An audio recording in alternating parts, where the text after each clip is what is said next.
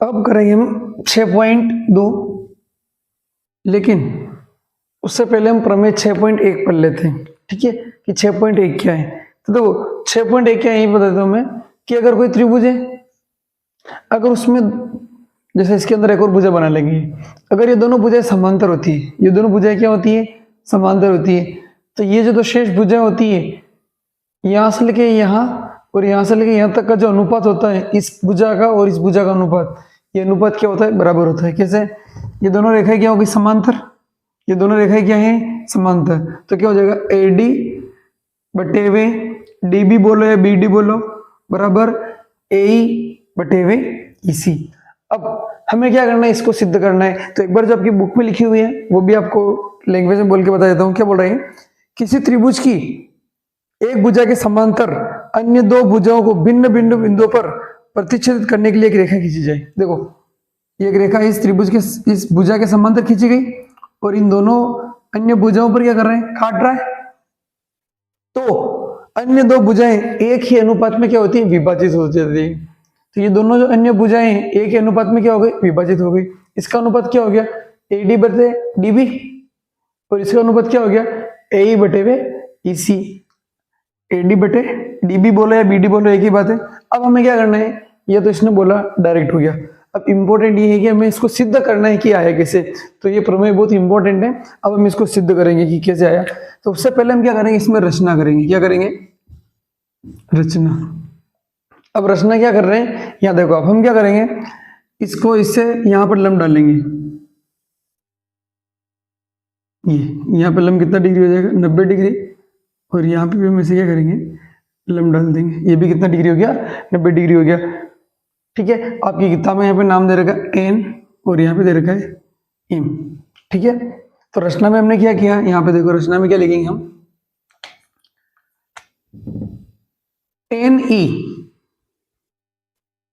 NE जो है ये लंब है, उल्टा टी मतलब 90 डिग्री है ना। NE ये किस पर लंब है, इस रेखा के साथ। तो किस पर लंब है, AB पर। तो NE किस पर लंब हो गया, AB पर। ठीक है, और साथ में DM जो है DM ये किस पर लंब है, AC पर। तो हम इसको कैसे सिद्ध करेंगे, देखो हम क्या करेंगे, पहले इसका क्षेत्रफल निकालेंगे। इस वाले त्रिभुज का क्या निकालेंगे, क्षेत्रफल। यहाँ समझना, इस वाले त्रिभुज का क्षेत्रफल। तो हम लिखेंगे त्रिभुज ADE का क्षेत्रफल। और त्रिभुज का क्षेत्रफल का फॉर्मूला आप सबको पता है क्या होता है, 1/2 आधार इंटू ऊंचाई। तो हम यहाँ पे लिख लेते क्या होता है फॉर्मूला इसका, 1/2 इंटू आधार इंटू ऊंचाई। आप ऐसे लिखते हो, लेकिन आप इसको ऐसे याद रखो, कैसे, आधार इंटू ऊंचाई बटे हुए 2। ठीक है, तो इसके क्षेत्रफल को हम दो तरीके से लिखेंगे। कैसे, एक बार तो हम आधार किसको मानेंगे, AD को। किसको मानेंगे, आधार AD को। तो दो तरीके से हो जाएगा। फर्स्ट क्षेत्रफल हम कैसे लिखेंगे, इसी का आधार, इसका आधार क्या हो गया, इस वाले त्रिभुज का AD, और इसकी ऊंचाई क्या होगी, NE बटे हुए 2। वापिस अगर आप आधार ये ले लेते हो, ठीक है, तो एक और क्षेत्रफल हम क्या लिख सकते हैं, इसी के बराबर। या फिर इसको नया लिख लो वापिस, एक और क्षेत्रफल हम क्या लिख सकते हैं यहाँ पे, इस वाले का। अगर हम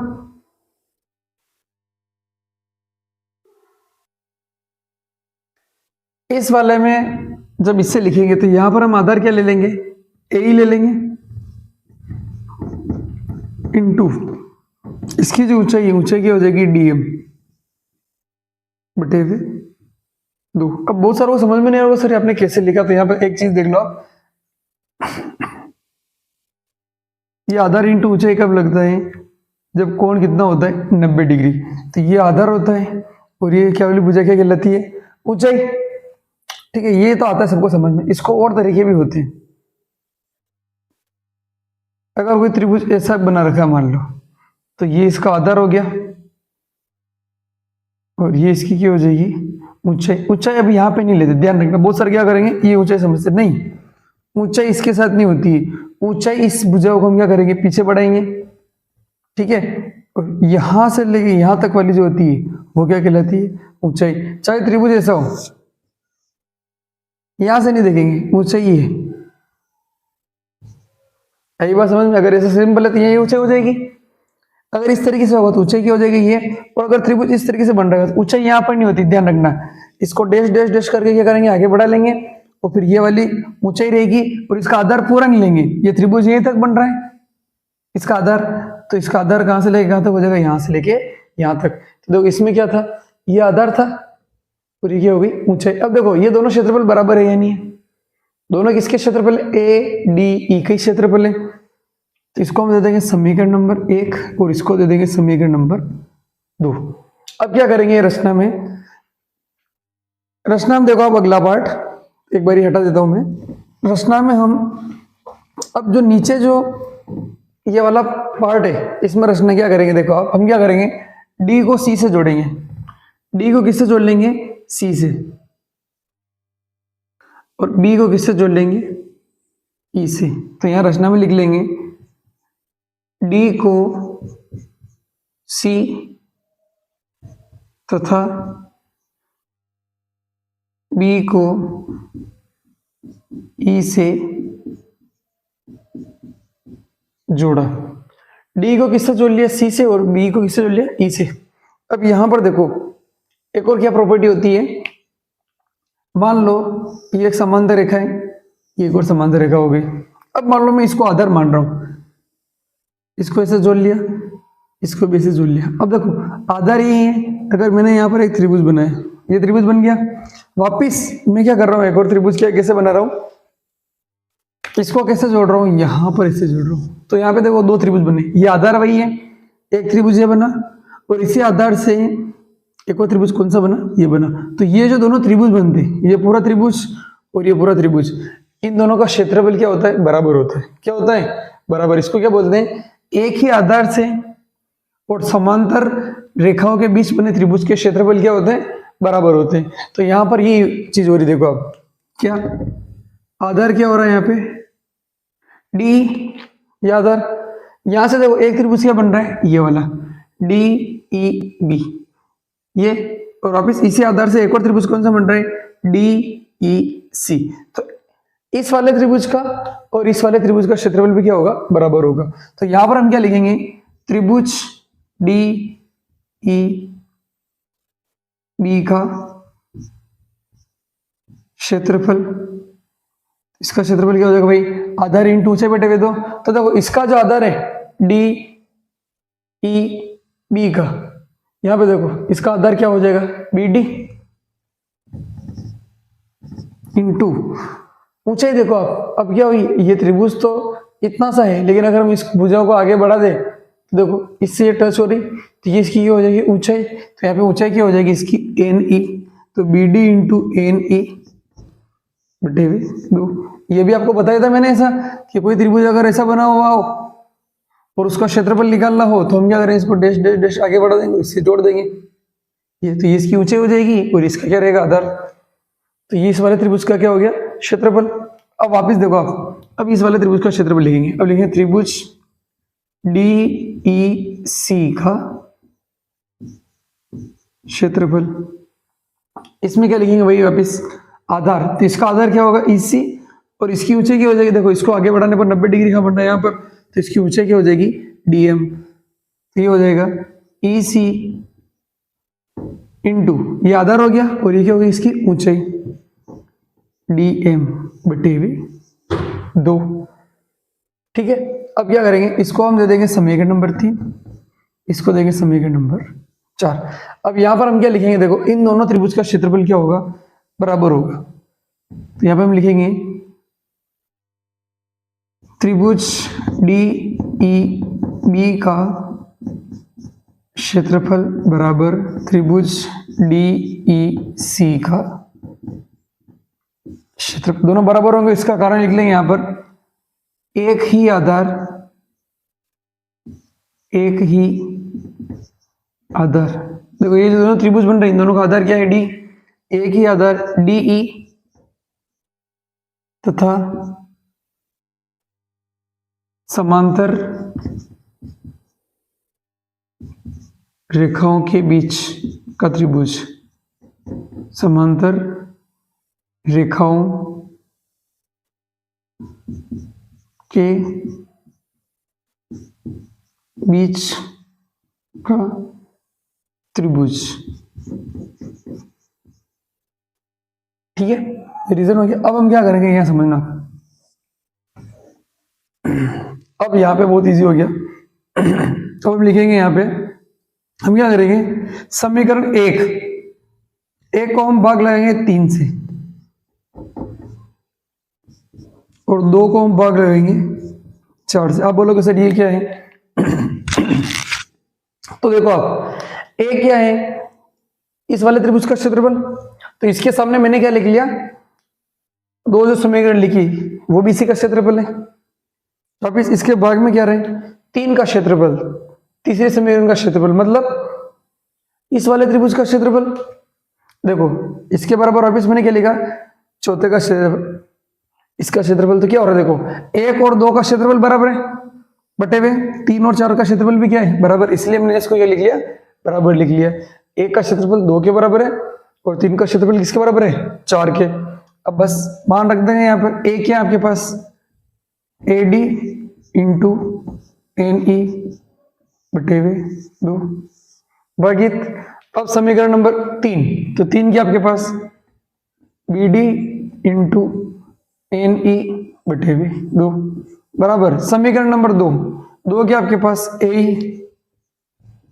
इंटू DM बटे हुए 2 भागित।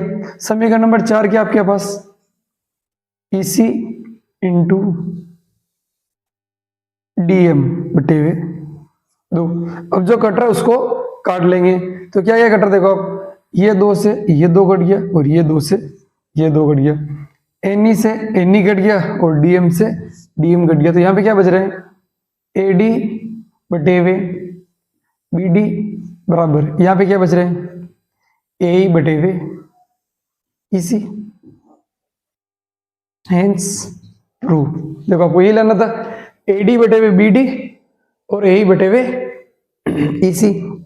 तो कुछ नहीं किया इसमें, देखो क्या किया हमने, ये जो त्रिभुज था इसका क्षेत्रफल 2 बार लिख लिया, ऊपर वाले का ADE का।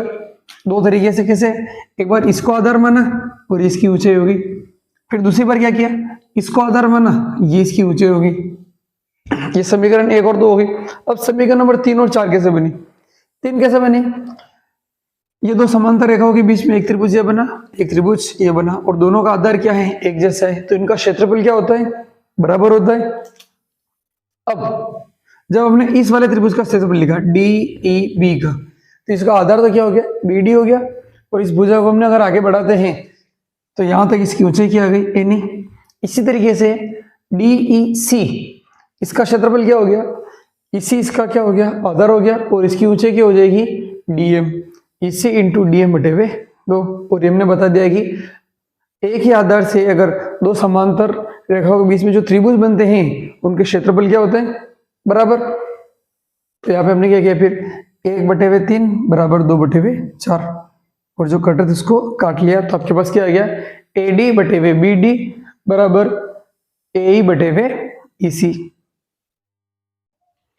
अब देखो 6.2 का पहला क्वेश्चन क्या बोल रहे हैं, इन दोनों में आपको किसका मान निकालना है, EC का निकालना है, और इसमें आपको निकालना है AD निकालना है। तो देखो इसमें ऐसे कैसे निकालेंगे, इसने क्वेश्चन में क्या बोला है कि DE और BC समांतर है, ये दोनों रेखाएं क्या है, समांतर।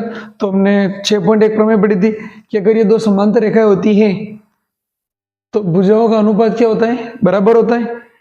तो यहाँ पे लिखेंगे, अगर ये दोनों समांतर रेखा होती है तो लिखेंगे प्रमेय 6.1 से, कौन सी थ्योरम थी वो, BPT, बेसिक प्रोपोर्शनल थ्योरम। तो वहां से हमने क्या लिखा था, AD बटे हुए DB बराबर, यहां पर क्या हो जाएगा, AE बटे हुए EC, क्या होगा, AE बटे हुए EC। आपको क्या निकालना है, EC। तो आप क्या करो, जो आपको निकालना है आप उसको x मान लो, क्या मान लो, x। इसमें EC निकालना है, EC को x ले लो, और इसमें आपको क्या निकालना है एडी। अब एडी को क्या ले लो, एक्स ले लो, वैल्यू रख दो एडी। एडी कितना 1.5 बटे वी। डी बी कितना है 3। ए कितना 1 बटे वी। ई सी कितना है एक्स। देखो ये पॉइंट हटेगा तो नीचे कितना जीरो हो जाएगा, 1 जीरो आ जाएगा। और 15 के पहाड़े से 30 कितनी बार कट जाएगा, 2 बार। और ऊपर 15 कितनी बार कटेगा, 1 बार। तो क्या होगा यहाँ पे क्रॉस गुणा। तो x का गुणा 1 से होगा तो x, और 2 का गुणा 1 से होगा तो 2। तो यहाँ पर x बराबर आ गया 2। तो x हमने किसको माना था, इसी को। तो यहाँ पर आपके पास जो इसी है, इसी कितना आ गया 2 सेंटीमीटर। इसी तरीके से ये वाला भी, ये दोनों कौन सी रेखा है, समांतर रेखा है।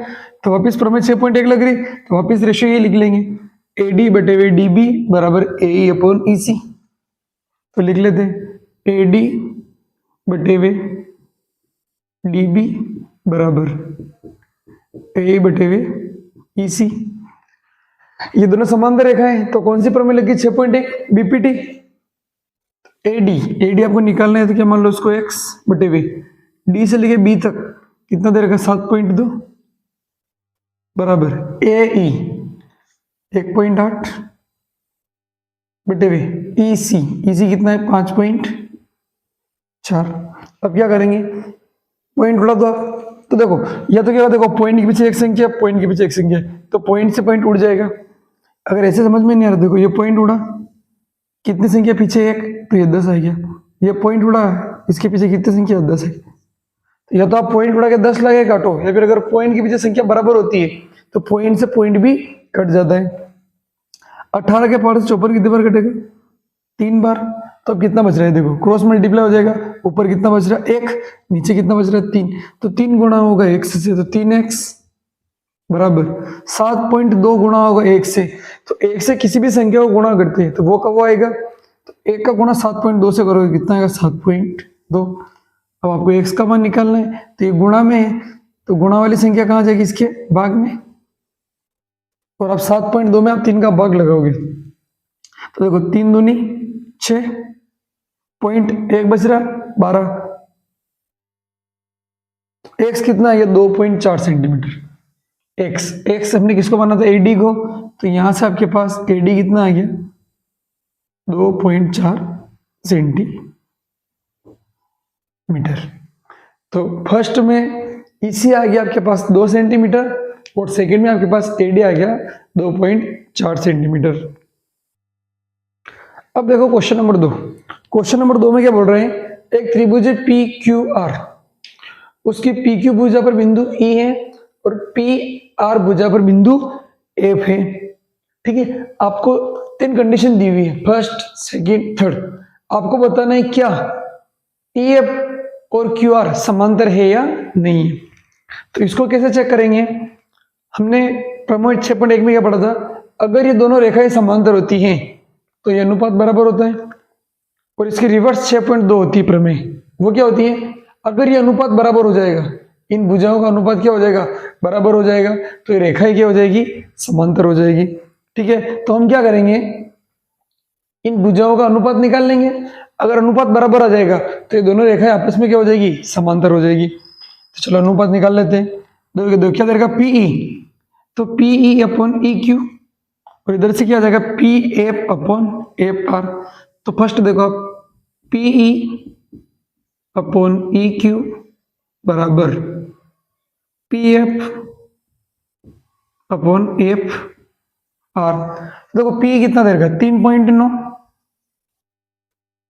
बटे हुए ई क्यू कितना है 3 बराबर पी एफ कितना है 3.6 और ये कितना है 2.4। तो आपको बताया था कि पॉइंट के पीछे एक एक संख्या है तो पॉइंट से पॉइंट कट जाएगा। अब यहाँ पे क्या हो रहा है, देखो पॉइंट हटेगा, नीचे क्या आ जाएगा 1 0 आ जाएगा। अब जो कट रहा उसको काट दो। देखो ये 12 के पहाड़ से कट रहा 2 बार और ये 12 के पहाड़ से कट रहा 3 बार।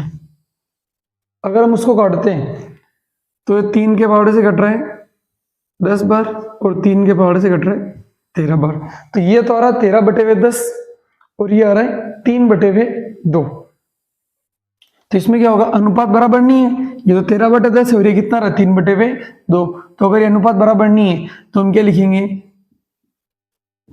EF तथा QR समांतर नहीं है। अब सेकंड चेक कर लेते हैं। तो ये कहीं आ जाएगा, देखो वापिस इसमें भी दे रखा है, PE दे रखा है, QE दे रखा है, EQA QE एक ही बात होती है, ठीक है। PF दे रखा है और RF दे रखा है, तो ये फॉर्मूला वापिस लग जाएगा। तो हम डायरेक्ट वैल्यू लिख देते हैं यहाँ पे, PE कितना है 4/2 QE या EQ 4.5 बराबर PF कितना है 8 और RF कितना है 9। तो यहाँ पर क्या हो रहा है, देखो यहाँ पर हम क्या करेंगे, पॉइंट हटा देंगे, ऊपर 0 आ जाएगा। अब ये कट रहा है, देखो 5 के पहाड़े से 8 बार और 5 के पहाड़े से 9 बार, इधर भी 8/9, इधर भी 8/9। तो अब ये नहीं कट रहा है, इसे कट रहा है क्या, नहीं। तो दोनों तरफ अनुपात क्या आ गया, सॉरी 8/9 8/9 दोनों तरफ बराबर आ गया। तो क्या हो जाएगा इसमें, EF जो है वो समांतर हो जाएगी, किसकी हो जाएगी, EF किसके समांतर हो जाएगी, QR के। अब इसमें क्या होता है, जो अनुपात लिखते हैं, जैसे मैंने यहां से लेके यहां तक लिखा, तो इधर भी यहां से लेके यहां तक आया। अब इसमें क्या हो रहा है, तीसरे में देखो PQ पूरा ही ले रखा है। तो देखो इधर आपने अगर पहले पूरा ले रखा है तो इधर भी आपको क्या लेना पड़ेगा, पूरा लेना पड़ेगा, PR। फिर दे रखा PE, फिर दे रखा PE, तो इधर भी क्या आएगा, PF आना चाहिए, तो PF दे रखा है। तो देखो इसका अनुपात कैसे लिखेंगे, पहले इस वाली साइड का लिख लेते हैं। तो आप चाहो वैसे लिख सकते हो, आप चाहो तो जो दे रखा है उसके अकॉर्डिंग चेक करना है। इस लाइन पे क्या दे रखा है, PE और PQ दे रखा है, PE और PQ। तो आप चाहो तो पहले PQ लिख लो, चाहो तो PE लिख लो। तो अभी मैं यहाँ पे पहले PE लिख रहा हूँ, क्या लिख रहा हूँ, PE/PQ। अब अगर मैंने यहाँ पर पहले PE लिखा, ये वाला लिखा पार्ट, तो इधर भी पहले कौन सा लिखना पड़ेगा, ये वाला पार्ट लिखना पड़ेगा, PF/V। फिर PQ पूरा पार्ट लिया, तो यहाँ पे पूरा पार्ट लेना पड़ेगा, PR। अब PE कितना है 1.28 1.28/V PQ, फिर PE कितना था 0.18, तो PE हो जाएगा आपका 0.18 और PQ कितना हो जाएगा 1.28 बराबर PF कितना है 0.36/V PR कितना 2.5656। अब यहां समझना अब क्या होगा, पॉइंट के पीछे क्या होती है, दो संख्या है तो पॉइंट से पॉइंट कट जाएगा, यहाँ पे पॉइंट से पॉइंट कट गया, और यहाँ पे पॉइंट के पीछे दो संख्या, पॉइंट के पीछे दो संख्या थी है, कट गया। अब देखो ये इससे भी कट जाता है और हम इसको इससे ये भी काट सकते हैं और इससे ये भी काट सकते हैं, ठीक है। तो अभी क्या हो रहा है, देखो हम इन दोनों को काट देते हैं। यहाँ पर 2 के पहाड़े से ये कट रहा है 18 बार, और 2 के पहाड़ से अगर हम इसको काटेंगे तो देखो 1 5 कितनी बार आएगा, नहीं आता तो 4 2 बार, 1 होगा तो 16। तो यहाँ पे भी 18/128 और यहाँ पे भी कितना 18/128। तो दोनों बराबर आ गया, नहीं आ गया, और कट रहा है काट लो, लेकिन आएगा तो बराबर ही। तो यहाँ पर क्या हो जाएगा, दोनों बराबर आ गए। तो हम यहाँ पर क्या बोल देंगे, इस वाली कंडीशन में क्या हो जाएगा, EF जो है EF किसके समांतर हो जाएगा, QR के।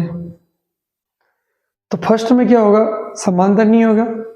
सेकंड और थर्ड में क्या होगा, EF तथा QR समांतर होंगे। अब देखो आप क्वेश्चन नंबर 3 क्या बोल रहा है यहाँ पर, LM जो है वो समांतर है BC के, LM और BC क्या है समांतर, और LN जो है वो समांतर है किसके, CD के। LN किसके समांतर है, CD के। तो आपको क्या सिद्ध करना है, AM/AB, AM/AB ये किसके बराबर है, AN/AD। तो ये कहां से सिद्ध करेंगे, इसने जो 2 कंडीशन दी आपको इन दोनों से, फर्स्ट में क्या बोला इसने, LM समांतर BC, LM समांतर BC। तो हम क्या लिखेंगे, LM समांतर BC। देखो LM समांतर अगर BC होगा तो त्रिभुज ABC में कौन सी प्रमेय लग जाएगी, BPT। कौन सी लग जाएगी यहाँ पे, बीपीटी से देखो हमने क्या पढ़ी थी, बीपीटी क्या पढ़ी थी कि अगर दो रेखाएं समांतर होती हैं तो इनकी भुजाओं का अनुपात क्या होता है, बराबर। तो देखो ये दोनों अगर समांतर हैं तो यहां से हम क्या लिखेंगे, ए एम बटे वे एम बी बराबर ए एल बटे वे एल सी, ए एम बटे वे एम बी बराबर ए एल बटे वे एल सी। इसी तरीके से सेकंड कंडीशन क्या दी, इसको दे देंगे हम समीकरण नंबर 1, एल एन समांतर हैं, एल एन किसके समांतर है, सी डी के। अब वापिस देखो ये दोनों समांतर हो गई, तो अब ये त्रिभुज कौन सा हो गया, ए डी सी, त्रिभुज ए डी सी में कौन सी लग जाएगी, बीपीटी। अगर ये दोनों समांतर हैं तो क्या लिख लेंगे, ए एन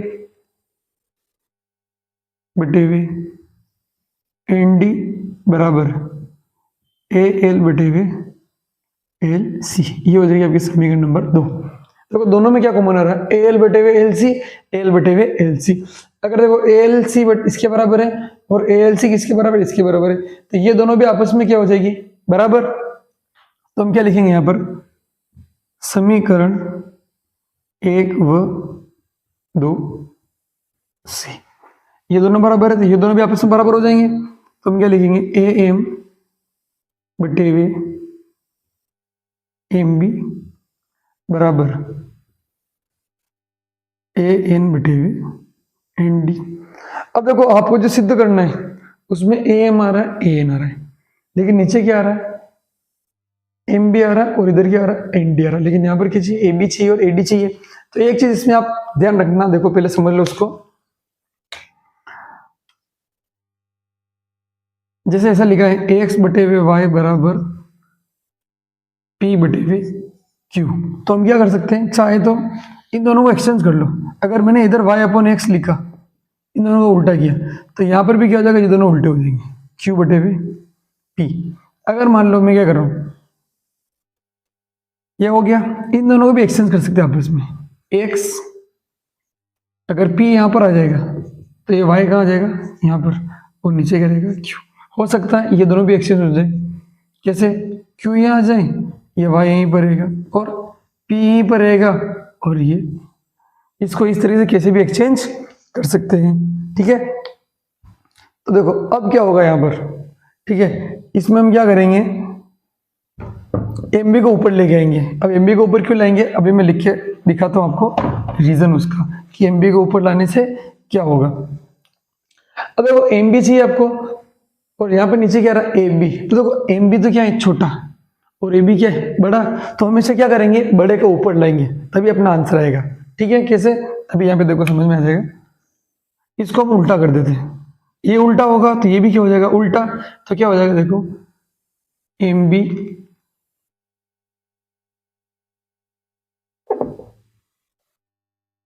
एम बी बटे वे ए एम बराबर एन डी बटे वे ए एन।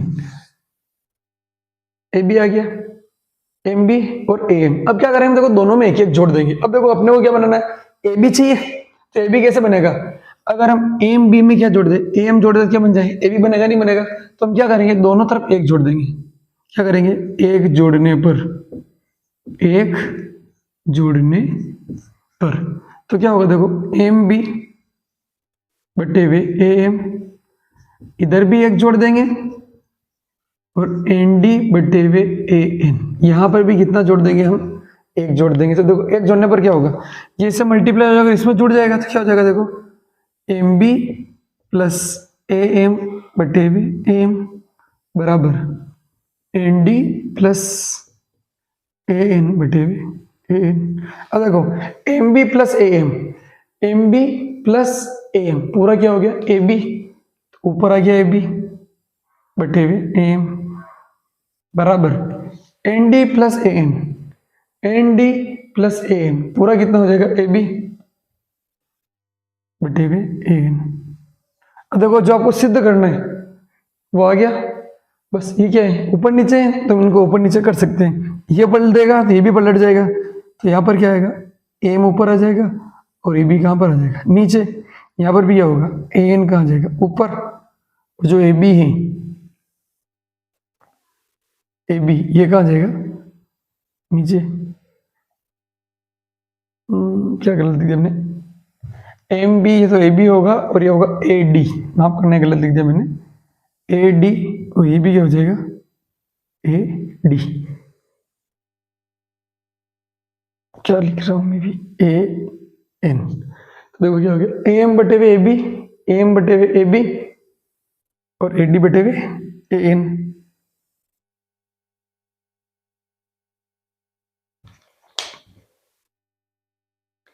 देखो यहाँ पे मैंने उल्टा सीधा लिख दिया था, तो देखो अपने जो सिद्ध करना है आगे, देखो ए बी का है ऊपर, यहाँ पे नीचे है, यहाँ पर वापिस एम का है ऊपर, यहाँ पे नीचे। तो देखो ये दोनों बदलेंगे तो ये दोनों भी आपस में क्या होंगे, बदल जाएंगे। तो क्या होगा, देखो ये दोनों बदलेंगे तो ए एम कहाँ जाएगा ऊपर और ए बी कहाँ जाएगा नीचे। अगर ये बदला तो ये भी बदल जाएगा, ए एन कहाँ जाएगा ऊपर और ए डी कहाँ जाएगा नीचे। तो ये आ गया ए एम बटे हुए ए बी, ए एम बटे हुए ए बी, ए एन बटे हुए ए डी, ए एन बटे हुए ए डी। तो जब आपको सिद्ध करना तो ये होगा, तो आप लिख सकते हैं यहाँ पे हेंस प्रूव या फिर इति सिद्धम। कुछ नहीं किया, इसने जो दो कंडीशन दी थी आपको, हमने उसको फॉलो किया। ये दोनों समांतर थी, इसका ये अनुपात लिख लिया इन दोनों का, ये दोनों समांतर थी, इनका अनुपात लिख लिया। फिर क्या किया यहाँ पर ए एम बटे हुए एम बी, ए एन बटे हुए एन डी। अब आपको जो चाहिए एक चीज तो आ गई, एम बी नहीं आ रही थी, ठीक है, एम आ गया था, एम बी यहाँ पर था, लेकिन आपको क्या चाहिए, ए बी चाहिए।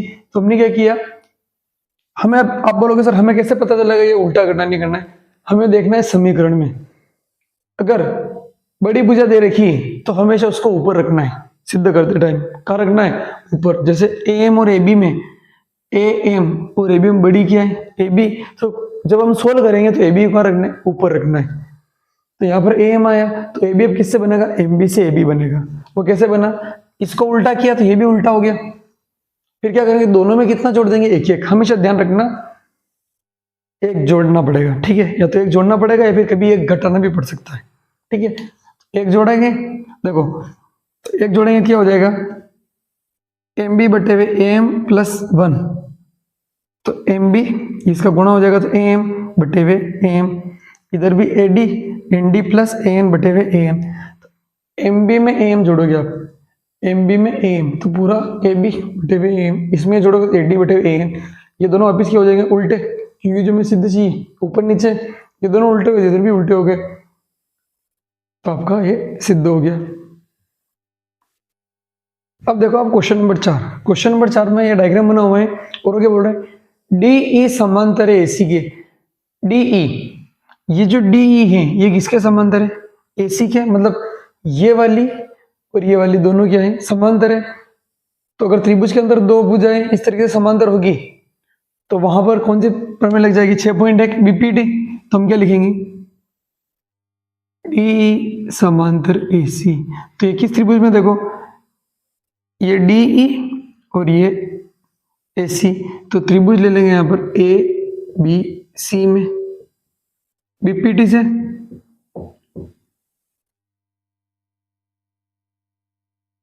बीपीटी से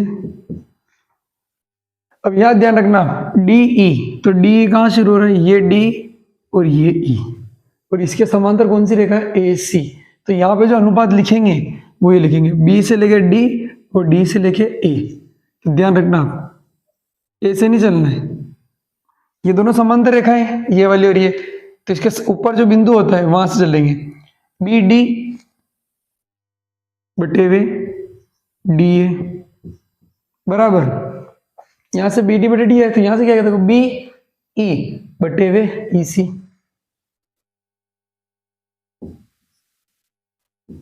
वापिस इसने क्या बोला आपको, डी एफ समांतर है ए ई के, डी एफ समांतर ए ई। तो डी एफ देखो, डी एफ कहां से लेके यहां तक है और ए ई कहां से लेके यहां तक। तो अब जो त्रिभुज है ये दोनों जो समांतर है, ये त्रिभुज कौन सा बनता है, ए बी ई। अब त्रिभुज लेंगे हम, त्रिभुज ए बी ई में वापिस कौन सी लग जाएगी, बीपीटी।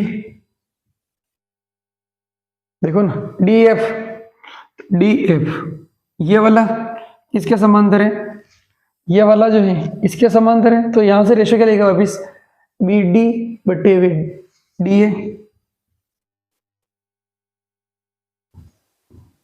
बराबर। देखो यहां पर बी डी लिया तो यहां पर क्या आएगा बी एफ, फिर यहां से डी से लेके ए तक गए तो यहां पर ये जो त्रिभुज है पहले बी एफ आया, अब क्या आएगा एफ ई या ई एफ लिखो आप। तो ये हो गया आपकी समीकरण नंबर 1, ये हो जाएगी आपकी समीकरण नंबर 2। अब क्या लिखेंगे समीकरण 1 व 2 से, समीकरण 1 व 2 से दोनों में देखो बी डी बटे हुए डी है, बी डी बटे हुए डी है, बी डी बटे डी की वैल्यू ये है और बी डी बटे डी की वैल्यू ये है, तो ये दोनों वैल्यू भी आपस में क्या हो जाएगी बराबर, ये इसके बराबर है और इसी के बराबर ये भी है, तो ये दोनों आपस में बराबर, तो क्या लिख लेंगे बी ई बटे हुए ई सी बराबर बी एफ बटे हुए एफ ई। ये लेना था आपको, देखो बी एफ बटे हुए एफ ई, बी एफ बटे हुए एफ ई आगे पीछे लिख दो, कोई फर्क नहीं पड़े, और बी बटे हुए इसी, बी बटे हुए इसी, तो ये दोनों आपस में क्या हो गए बराबर। इति सिद्धम।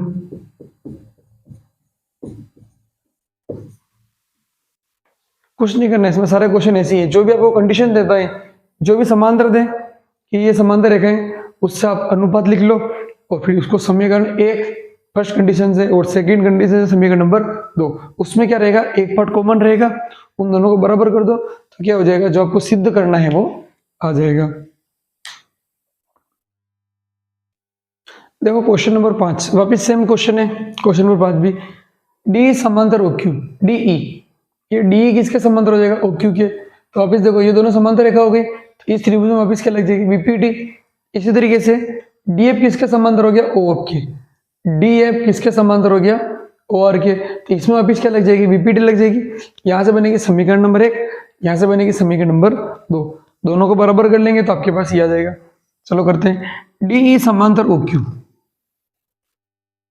डी ई समांतर ओ क्यू, देखो डी ई और ओ क्यू, तो ये दोनों जो इस त्रिभुज में आ रही है वो त्रिभुज कौन सा हो गया पी क्यू ओ, तो त्रिभुज पी क्यू ओ में बीपीटी से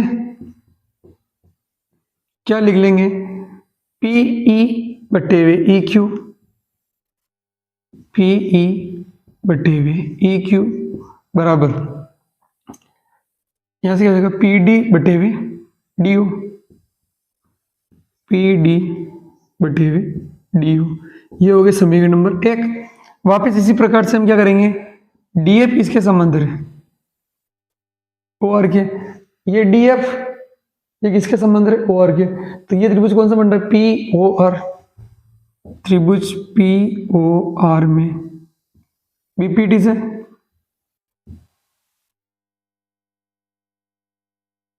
बीपीटी से यहां से क्या लिखेंगे पी डी बटे हुए डी ओ बराबर, यहां से यह है, अब ये इसके समांतर है तो यहां से क्या पी एफ बटे हुए एफ आर, ये हो जाएगा अभी समीकरण नंबर 2। वापिस भाई समीकरण 1 व 2 से, समीकरण 1 व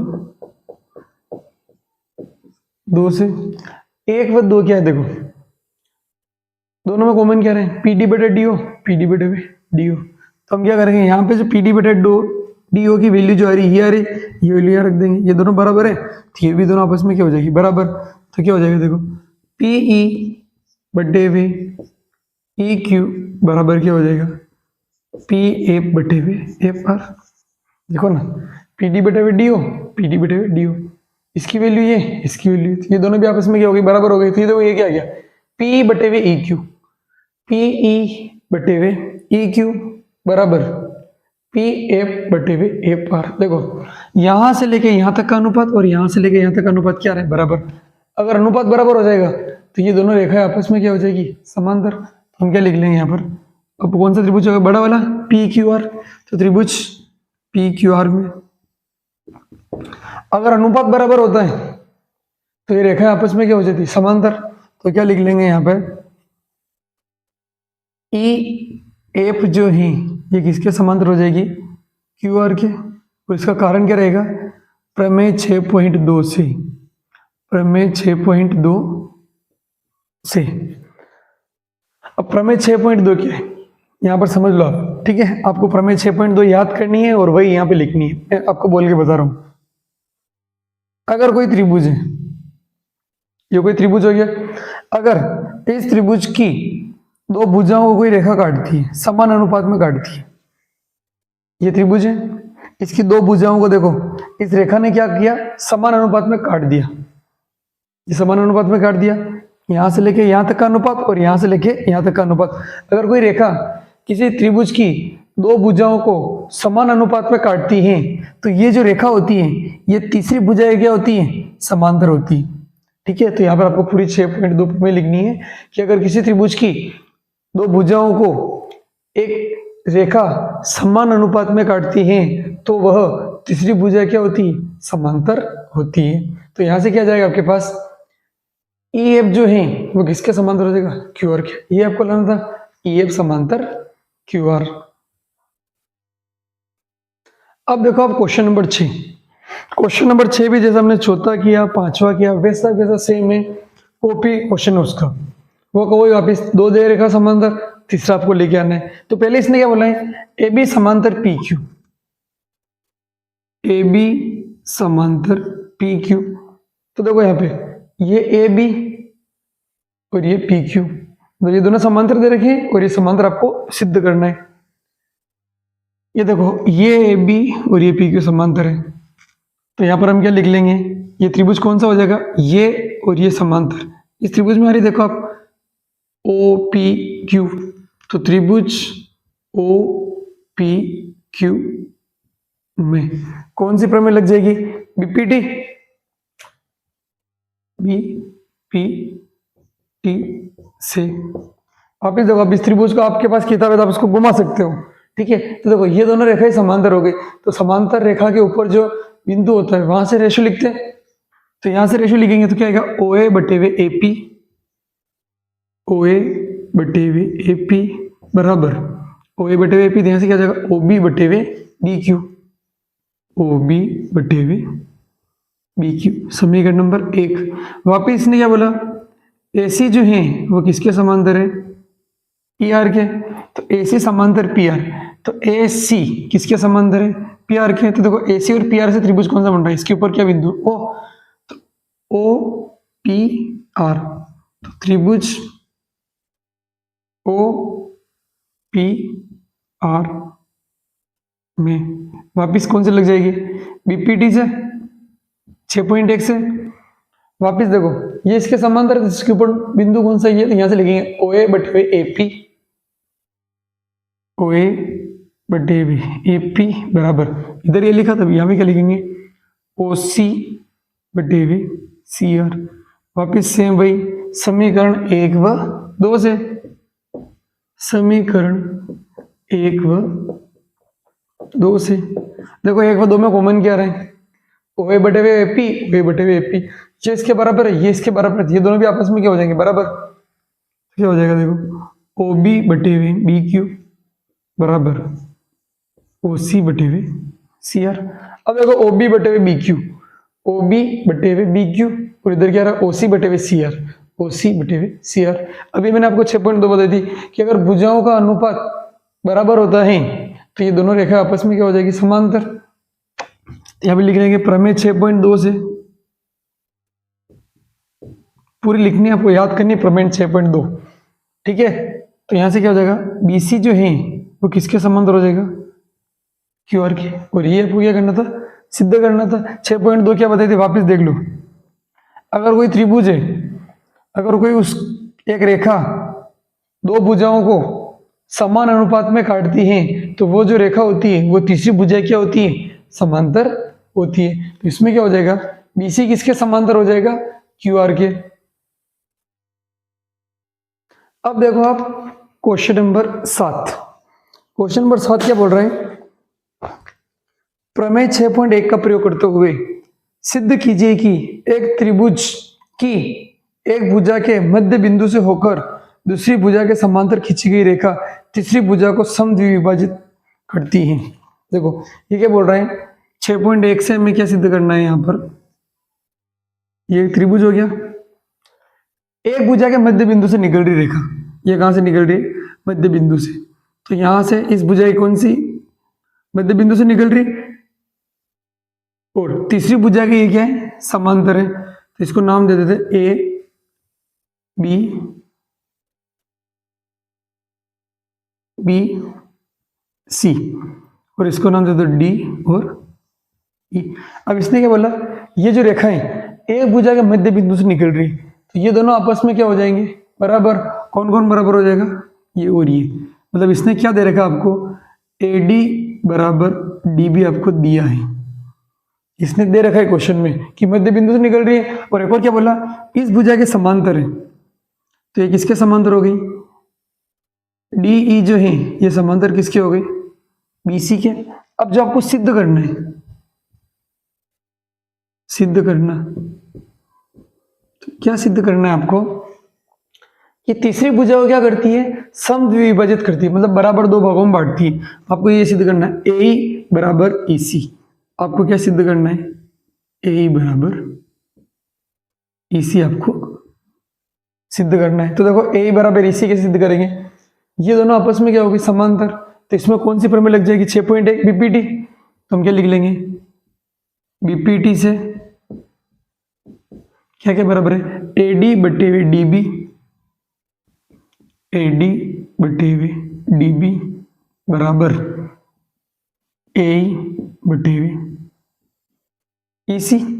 अब देखो ए डी जो है, ए डी किसके बराबर है, डी बी के, तो यहाँ पर जो ए डी लिखा है इसके यहाँ पर हम क्या लिख लेंगे, ए डी जगह लिख लेंगे डी बी, डी बी बटे हुए डी बी बराबर ए बटे हुए ई सी।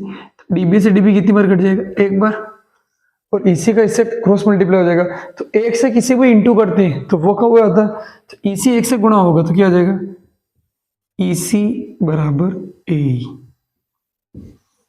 ये आपको सिद्ध करना था, तो क्या आ गया आपके पास, इसी बराबर ए। ठीक है, इसने क्या बोला था कि एक त्रिभुज के मध्य बिंदु से निकलती है और एक भुजा क्या होती है, समांतर होती है, तो आपको जो तीसरी भुजा होती है इसको क्या करना है, समद्विभाजित करना, बराबर दो भागों में बांटना है, सिद्ध करना है, मतलब आपको सिद्ध करना था इसमें ए बराबर ई सी। अब हम करते हैं यहीं पर, ये 7 हो गया, 8 भी ऐसे ही है, सेम क्वेश्चन है, 8वां देखो। अब हमें प्रयोग करनी प्रमेय 6.2, सिद्ध कीजिए कि एक त्रिभुज की किन्हीं दो भुजाओं के मध्य बिंदु को मिलाने वाली रेखा, क्या बोल रहे हैं, एक त्रिभुज की मध्य बिंदु, तो देखो इसका मध्य बिंदु ही हो गया और इसका मध्य बिंदु ही हो गया, दोनों को मिलाना है, दोनों क्या करना है, मिलाना है। ये कौन से बिंदु, दोनों मध्य बिंदु, तो इसको नाम दे देते वापिस ए बी सी, इसको दे दो डी और इसको दे दो ई। अब देखो ये दोनों बिंदु कौन से, मध्य बिंदु। ठीक है, तो आपको क्या सिद्ध करना है इसने, ये जो मध्य बिंदु को मिलाने वाली रेखा है ये तीसरी भुजा क्या होती है, समांतर होती है। तो यहाँ पर देखो ये मध्य बिंदु हो गया, तो मध्य बिंदु का मतलब क्या हो गया, एडी जो है वो किसके बराबर हो जाएगा, डीबी के, और जो आपके पास ए है, ए किसके बराबर हो जाएगा, ईसी के। हमें कौन सी प्रमेय यूज करनी, 6.2, तो 6.2 क्या बोलती है, अगर ये अनुपात बराबर होता है तो ये दोनों रेखा आपस में क्या हो जाती है, समांतर। तो चलो इनका अनुपात लिख लेते हैं, यहाँ पर क्या लिखेंगे, इसने क्या दिया है वो देख लो, एडी किसके बराबर है, डीबी के, क्यों एडी और डीबी क्यों बराबर है, इसने क्या बोला है, ये मध्य बिंदु है, यहाँ पर क्या लिखेंगे, मध्य बिंदु से मध्य बिंदु डी, और आप यहाँ पे क्या लिख लेंगे, ए किसके बराबर है, इसी के, और कारण क्या लिख लेंगे, यहाँ पर मध्य बिंदु क्या हो जाएगा, ई, मध्य बिंदु ई।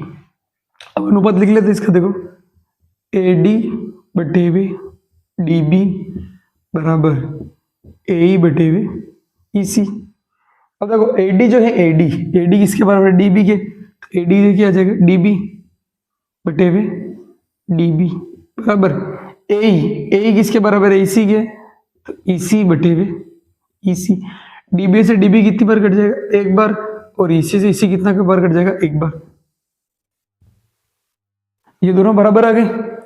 तो प्रमेय 6.2 क्या बोलती है, प्रमेय 6.2 से 6.2 ये बोलती है ना कि अगर कोई त्रिभुज है, अगर कोई रेखा उसको समानुपातिक भुजा, दो जो भुजाएं इनको समानुपाती करती हैं, तो जिस भुजा से समानुपाती होती है वो रेखा इस रेखा क्या हो जाती है, समांतर। तो यहां पर हम क्या लिख लेंगे, DE समांतर BC।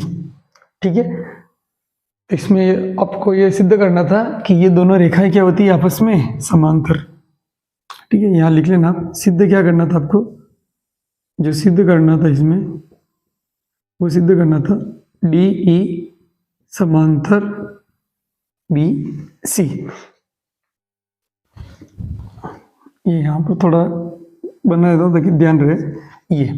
ये डायग्राम का BC है और इसमें सिद्ध करना है ये दोनों आपस में क्या है, समांतर। ये दोनों बराबर थे, ये दोनों बराबर लिख ली। ये दोनों बराबर कैसे पता चला, ये मध्य बिंदु है, इनका अनुपात लिखा, बराबर आ गया, रेशो समान अनुपात में आ गई है। तो अगर ये समान अनुपात में बढ़ जाती है तो ये दोनों रेखा आपस में क्या होती है, समांतर। ये 6.2 प्रमेय बोलती है। तो आपका क्वेश्चन नंबर 8 भी हो गया। अब देखो आप क्वेश्चन नंबर 9। क्वेश्चन नंबर 9 क्या बोल रहा है, ABCD एक समलंब है जिसमें AB समांतर है DC के। ABCD के एक समलंब है, ABCD समलंब बना लिया, उसने क्या बोला, AB और DC समांतर है। तो देखो AB और ये DC क्या हो गई, समांतर हो गई। इसके विकर्ण परस्पर O बिंदु पर प्रतिच्छेदित करते हैं, विकर्ण। ठीक है, तो विकर्ण बना लेते हैं। यहां पर एक विकर्ण है ये और दूसरा विकर्ण ये। अब क्या बोला इसने, विकर्ण कहां पर प्रतिच्छेदित करते हैं, O पर। ठीक है, तो आपको क्या सिद्ध करना है, AO बटे हुए BO बराबर CO बटे हुए DO। तो इसको कैसे करेंगे, देखो यहां पर हम क्या करेंगे, यहां पर रचना करेंगे। क्या करेंगे, रचना।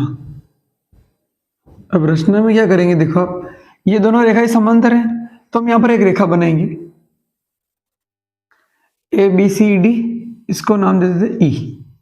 देखो OE जो है ये किसके समांतर रचना बनाई हमने, DC के समांतर। OE किसके समांतर हो गई, DC के।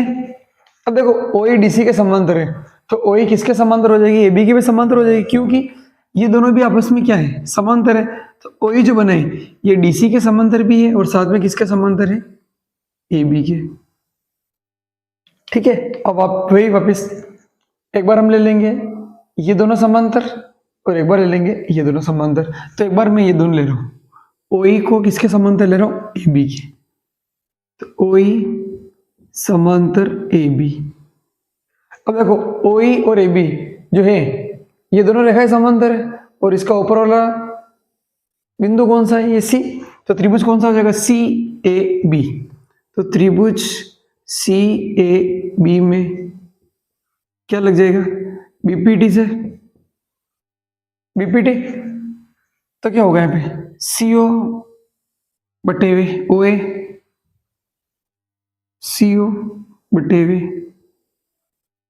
OA बराबर यहां पर क्या होगा, CE बटे हुए EB।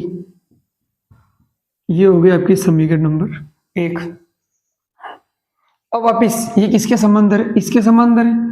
अब क्या लिख लेंगे, OE समांतर वापिस लिख लेंगे DC के।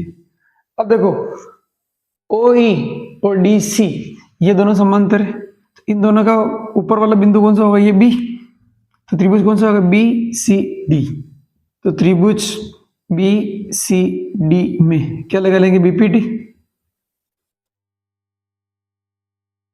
से, यहां पे भी लिख लेंगे BPT से।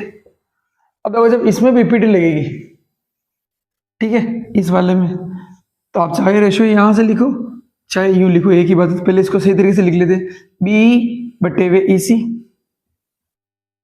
BE बटे हुए EC बराबर BE बटे हुए EC बराबर क्या हो जाएगा, BO बटे हुए OD, BO बटे हुए OD। अब वापस देखो इन दोनों समीकरण अगर आप देखोगे तो B इसमें नीचे आ रहा है, C ऊपर आ रहा है, इसमें उल्टा हो रहा है। B तो ऊपर आ रहा है, C कहाँ है, नीचे। तो अगर इन दोनों को चेंज करें ये दोनों भी आपस में क्या हो जाएंगे, चेंज। तो इसको हम क्या लिख लेंगे, EC बटे वे BE। ये दोनों चेंज हुए, ये दोनों भी चेंज हो जाएंगे, क्या होगा, OD बटे वे BO। अब ये दे देंगे समीकरण नंबर 2। अब देखो ये दोनों मैच हो गया, तो अब क्या लिखेंगे, समीकरण 1 व 2 से, समीकरण 1 व 2 से ये इसके बराबर और ये इसके बराबर, तो ये दोनों भी आपस में क्या हो जाएंगे, बराबर। तो यहाँ पर क्या हो रही है, CO बटे वे OA बराबर, ये क्या लिखा है, OD बटे वे BO। अब देखो आपको जो सिद्ध करना है, इसमें AO कहाँ चाहिए, ऊपर, तो AO को हम कहाँ ले लेंगे, ऊपर ले लेंगे। तो AO को ऊपर लेंगे, क्या होगा देखना है, यहाँ पे ऊपर ले रहे AO को, OA या AO एक ही बात होती है, ठीक है। AO तो CO कहाँ जाएगा, नीचे। इसी तरीके से BO कहाँ चला जाएगा, ऊपर, और DO कहाँ जाएगा, नीचे। AO ऊपर आई। अब क्या हो रहा है यहाँ पर देखो, आपको जो सिद्ध करना है, AO यहाँ पर है, DO यहाँ पर है, तो आपको मैंने बताया था ये दोनों भी आपस में क्या हो जाता है, एक्सचेंज कर सकते हैं, इसको यहाँ लिख सकते हैं, इसको यहाँ लिख सकते हैं। तो क्या हो जाएगा यहाँ पर देखो, AO बटे वे BO बराबर, अब CO कहाँ आएगा, यहाँ पर आ जाएगा, CO बटे वे DO। ये आपको लाना था, AO बटे वे BO बराबर CO बटे वे DO। यहाँ पर घबराना नहीं है, स्टेप बाय स्टेप चलना है, जो आ जाता है फिर देखना क्या मैच हो गया, और जो मैच नहीं हो रहा है उसको किस तरीके से मैच कर सकते हैं, वो चीज ध्यान देनी बस यहाँ पर, ठीक है। तो यहाँ पर आप गए, क्वेश्चन नंबर 9 हो गया। अब करते हैं क्वेश्चन नंबर 10। अब क्वेश्चन नंबर 10 पढ़ोगे, बोल रहे हैं एक चतुर्भुज ABCD के विकर्ण परस्पर O बिंदु पर प्रतिच्छेदित करते हैं। इसके जो विकर्ण है वो किस बिंदु पर प्रतिच्छेदित करते हैं, O पर। तो इसके विकर्ण बना लेते हैं, एक विकर्ण है ये दूसरा विकर्ण, कहां पर प्रतिच्छेदित कर रहे हैं, O पर।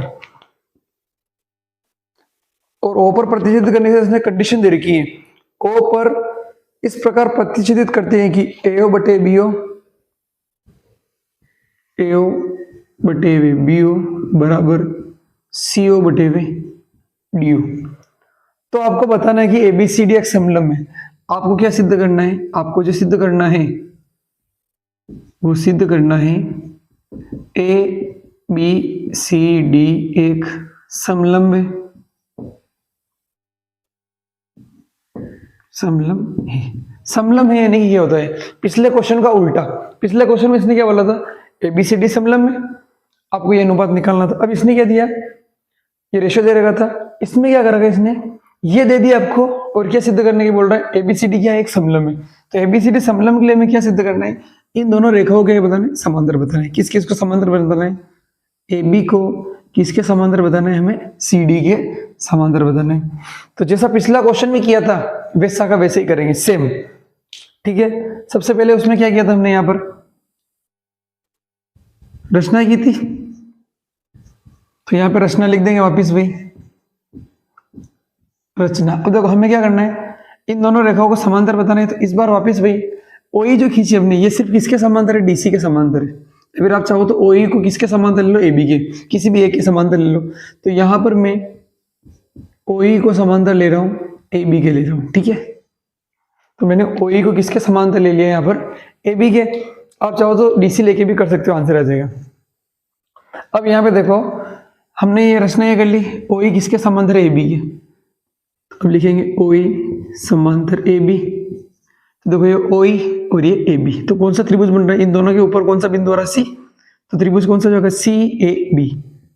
तो त्रिभुज CAB में, तो त्रिभुज CAB में कौन सी प्रमेय लग जाएगी, BPT से क्या लिखेंगे, CO बटे वे OA, CO बटे वे OA बोलो या AO बोलो, बराबर इधर से क्या आएगा, C बटे वे EB, क्या आ गया, C बटे वे EB। इसको दे दो समीकरण नंबर 1। ये अपने पास है। अब अपने पास समीकरण क्या दे रखा है, जो क्वेश्चन में दिया हुआ है। क्वेश्चन में क्या दिया है, AO बटे वे बी ओ बराबर सी ओ बटे हुए डी ओ, ये आपको क्या है दिया है। ठीक है, तो इसने जैसा ये बना रखा है इसको भी ऐसे ही बना लेते हैं, इसके जैसे ही सी ओ बटे हुए ओ ए। तो देखो सी ओ बटे हुए ओ ए कब आएगा, सी ओ ऊपर पहले से ही है, नीचे ओ ए चाहिए, तो ये दोनों आपस में क्या हो जाएंगे, एक्सिस हो जाएंगे। तो डी ओ कहाँ जाएगा, यहाँ पर आ जाएगा। तो डी ओ बटे हुए बी ओ बराबर क्या हो गया, यहाँ पर सी ओ यहाँ पर है और ए ओ कहाँ जाएगा, नीचे आ जाएगा। तो ये हो जाएगी आपकी समीकरण नंबर 2। ठीक है,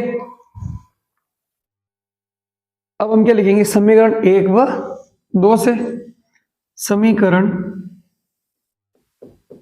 1 व 2 से देखो यहाँ पर भी सी ओ अपन ओ ए की वैल्यू ये है और यहाँ पर सी ओ अपन ए ओ की वैल्यू ये, तो यहाँ पर क्या ये दोनों भी आपस में बराबर हो जाएंगे। तो हम क्या लिखेंगे, सी ई बटे वे ई बी बराबर ये आ जाएगा, क्या आएगा, डी ओ बटे वे बी ओ। अब देखो ये क्या आ रहा है, यहाँ पे देखो आप सी बटे वे ई बी, सी ई बटे वे ई बी, ठीक है, सी ई बटे वे ई बी बराबर क्या आ रहा है, डी ओ। यहाँ से देखो सी बटे वे ई बी आया, तो यहाँ पर क्या आ रहा है, डी ओ बटे वे ओ बी, डी ओ बटे वे ओ बी। तो देखो इन दोनों का रेशियो क्या आ रहा है, बराबर आ रहा नहीं आ रहा है। तो ये हमने क्या पढ़ा था कि अगर भुजाएं समानुपाती होती हैं, ठीक है, तो ये दोनों रेखाएं आपस में क्या हो जाती, समांतर। तो ये हम लिखेंगे प्रमेय 6.2 से, आपको पूरी प्रमेय 6.2 यहाँ पर लिखनी है कि प्रमेय 6.2 क्या होती है, आपको बताया था कि अगर ये त्रिभुज है, अगर कोई रेखा दो भुजाओं को समान अनुपात में बांटती है तो वो जो रेखा होती है तीसरी भुजा क्या होती है, समांतर होती है। तो प्रमेय 6.2 से हम क्या बोल देंगे, ओई जो है वो किसके समांतर हो जाएगी, डीसी के। ओई जो है वो किसके समांतर हो जाएगी, डीसी के। यहाँ पर हमने रचना की तब ओई किसके समांतर थी, ए बी के। अब यहाँ पे ओई वापिस किसके समांतर हो गई, डीसी के। तो ओई ए बी के भी समांतर है और ओई किसके समांतर है, डीसी के भी। तो क्या होगा, ए बी जो है वो किसके समांतर हो जाएगी, डीसी के। ये दोनों भी आपस में क्या हो जाएगी, समांतर। तो ए बी और डीसी समांतर। तो इससे क्या पता चला अपने को कि ए बी सी डी एक समलंब है, समलंब है। ठीक है, तो ये 6.2 पूरी हो गई।